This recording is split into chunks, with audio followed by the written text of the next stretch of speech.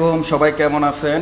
প্রিয় ফেনীবাসী, সোনাগাজী জেলা, আমার প্রাণপ্রিয় ৮ নং আমিরাবাদ ইউনিয়ন। আসলে কি বলবো, অন্যের কথা, আমার নিজের ঘরে হাঁটু সমান পানি হয়ে গেছে। তো অনেক টেনশানে আছি, জানি না আরও অন্য জায়গায় কি হতেছে। আমার জন্মের পরে ফার্স্ট শুনতেছি আমাদের ঘরে পানি উঠছে। তো আমার মনে হইতেছে আমাদের ঘরে এরকম পানি উঠলে যদি আড়ু সমান পানি থাকে তাহলে অন্য জনের ঘরে কী অবস্থা। দেশের পরিস্থিতি, ফেনী জেলার পরিস্থিতি ভয়াবহ। তাই সবাইকে আবেদন করতেছি, আসলে আমরা প্রবাসী কিছু করতে পারতেছি না, আমরা এত হতভাগা কি বলবো।